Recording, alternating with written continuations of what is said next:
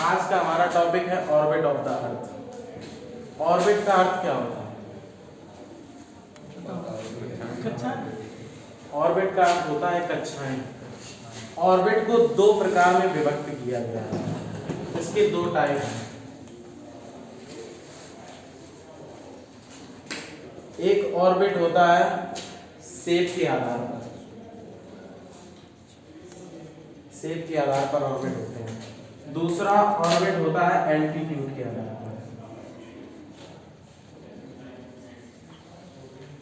Shape के आधार पर आप समझ रहे हैं, शेप का मतलब होता है आकार। आकार के आधार पर मतलब है जो एक होता है सर्कुलर, एक होता है इलिप्टिकल।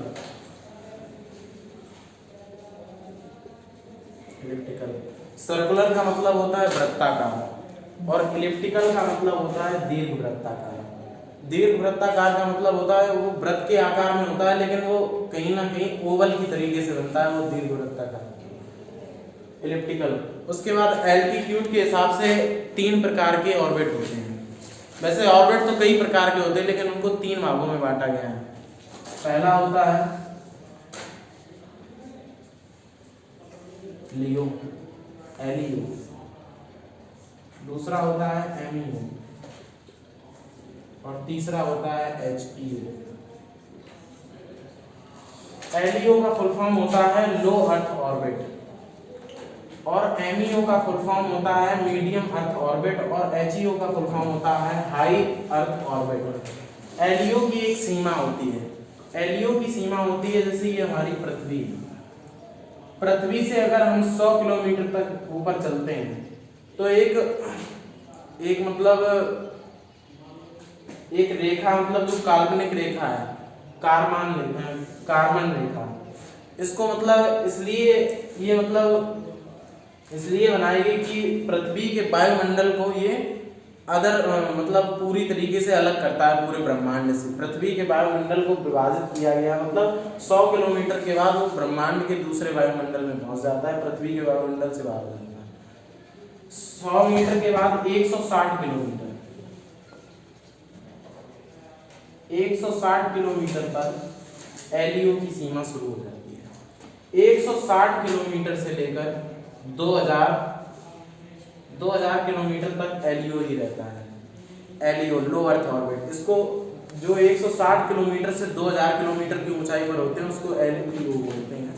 उसके बाद एमियो होता है 2000 किलोमीटर से लेकर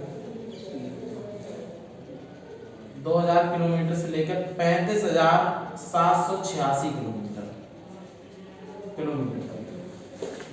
इसकी एक सीमा होती है कि 2000 से ऊपर और 35,786 किलोमीटर की जो नीचे की जो जगह होती है उसको मतलब एमियो में रखा गया, मिडिल अर्थ ऑर्बिट। उसके बाद सबसे ऊपर है हाई अर्थ ऑर्बिट।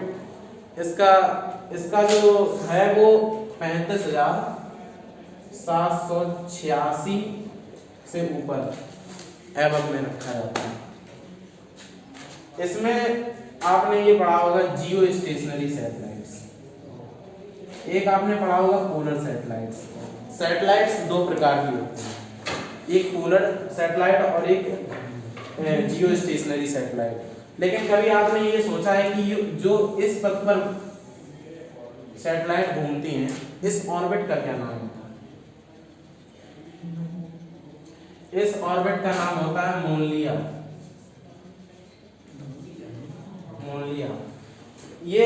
ये जो ऑर्बिट होते हैं इसमें जो सैटेलाइट घूमते हैं वो अपने जीवन का 80% जो हिस्सा है वो सिर्फ अपने ध्रुव पर ही रहकर गुजार देते हैं। कहीं ये नॉर्थ हो गया, ये ईस्ट हो गया, ये वेस्ट हो गया और ये साउथ हो गया। ये मतलब नॉर्थ और ईस्ट के बीच में जो पोल इसके हिसाब से जो बनता है वो अपनी लाइफ का 80% सिर्फ पोल पर रहकर ही गुजार देता है।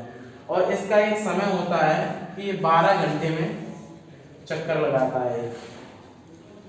पोलर सैटेलाइट जो होता है सबसे तेज गति से चलने वाला सैटेलाइट होता है। पोलर सैटेलाइट पृथ्वी का एक चक्कर नॉर्थ टू साउथ 90 मिनट्स में लगा देता है। 90 मिनट्स। 90 मिनट्स में यार कोई पृथ्वी का पूरा चक्कर लगा रहा है, तो इसी स्पीड की वजह से पोलर सैटेलाइट की उम्र कम होती है, क्योंकि जब किसी चीज़ की स्पीड ज़्यादा होगी तो निरंतर वो लगातार डैमेज ही होगा, कोई मतलब उसमें सुधार नहीं होगा, लगातार कोई चीज़ डैमेज होगी और लगातार कोई नियत स्पीड से चल रहा है। उसके बाद एचईओ में सबसे मेन आपको जो पढ़ाया जाएगा जीएसओ, और एक होता है जीपीओ। जीएसओ का अर्थ होता है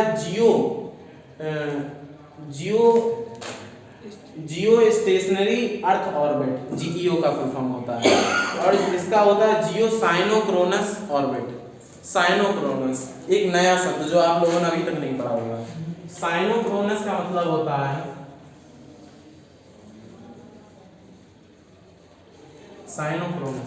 साइनोक्रोनस का मतलब होता है समकालिक।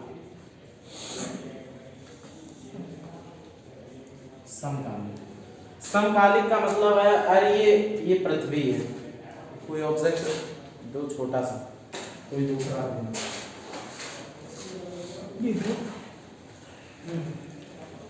अगर ये पृथ्वी है और एक ये साइनोक्रोनस सैटेलाइट है जो साइनोक्रोनस ऑर्बिट पर घूम रही है, तो साइनोक्रोनस जो सैटेलाइट होती है वो पृथ्वी के साथ गति करती है।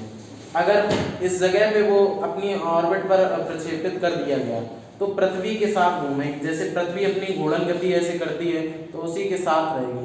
जैसे इंडिया के मान लो ऊपर है तो वो जैसे इंडिया जैसे घूमेगा उसी हिसाब से वो भी चलेगी, उसके समांतर चलेगी वो हमेशा, वो मतलब पृथ्वी की रोटेशन के हिसाब से घूमती है, बिल्कुल बराबर रहती है, ठीक है। साइनोक्रोनस। और एक होता है जियो स्टेशनरी अर्थ ऑर्बिट, अभी तक आपने पढ़ा होगा ये जियो स्टेशनरी सैटेलाइट, ये जो होता है ये सिर्फ एचईओ में होता है और इसका सिर्फ एक ही ऑर्बिट होता है जीईओ का। इसके बहुत ऑर्बिट होंगे लेकिन इसका एक ऑर्बिट होगा, क्योंकि पृथ्वी की एकमात्र भूमध्य रेखा है। भूमध्य रेखा तो एक है, इसीलिए इसका जो जियो स्टेशनरी सैटेलाइट की जो ऑर्बिट होता है वो एक ही होता है, जो कि एचईओ में होता है। जैसे कोई सर जियो स्टेशनरी सैटेलाइट है तो 35,786 किलोमीटर के ऊपर ही होगा, नीचे नहीं होगा। और सबसे ज़्यादा प्रयोग किया जाता है एलईओ का, क्योंकि एलईओ की दूरी कम है और जो ईंधन प्रयुक्त होता है वो बहुत ही महंगा होता है। एलईओ का इसलिए उपयोग किया है, ईंधन महंगा होता है तो जितनी दूर हम जाएंगे उतना ईंधन हमारा ज़्यादा खर्च होगा, इसलिए हम लोगों को सबसे सुटेबल रहता है एलईओ, जिसमें हमारे संचारी उपग्रह रहते हैं। ज़्यादातर यही प्रेफर किया जाता है क्योंकि सबसे मतलब सस्ता होता है एलईओ। उसके बाद ऑर्बिट आपने पढ़े होंगे। ऑर्बिट अभी तो ये थे शेप और एल्टीट्यूड के आधार पर, अब ऑर्बिट आप सर कोई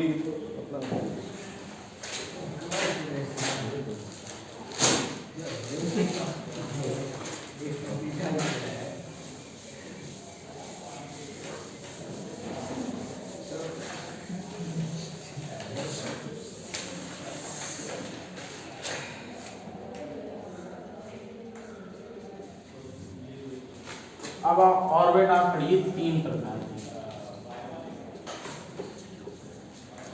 ऑर्बिट 3 प्रकार के कौन से हो गए? पहला तो मैंने आपको बताया था पोलर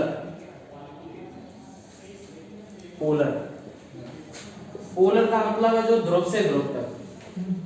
अब ये हम वो बताएंगे जो पृथ्वी की दिशा या उसके अनुसार जो घूमते हैं, वो ऑर्बिट आपको बताएंगे। पहला पोलर, दूसरा होता है इक्विलैटरल,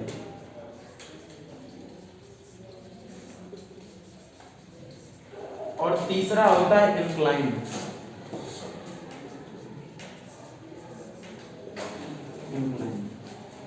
पोलर आप समझ ही रहे होंगे, जो नॉर्थ से साउथ की तरफ जो चक्कर लगाते हैं उनका समय होता है 90 मिनट्स, एक चक्कर को 90 मिनट्स में पूरा करते हैं।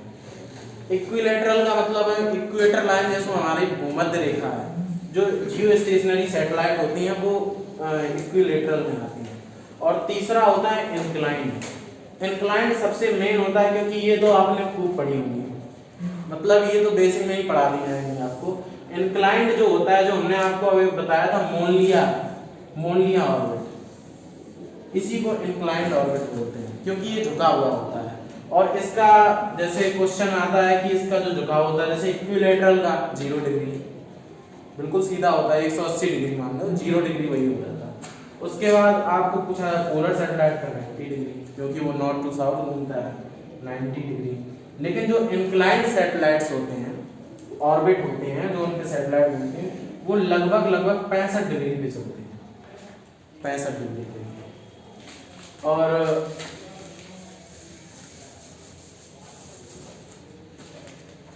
ये हमारी अर्थ है, अर्थ से मून की दूरी,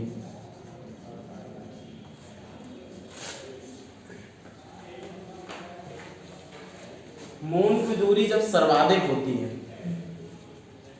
मून की दूरी जैसे ये मून है, जब मून की दूरी अर्थ से सबसे कम होती है तो उसको पेरिगेली बोलते हैं, पेरिगेली। और जब सबसे दूर होता है तो सबसे दूर होता है क्या होता है,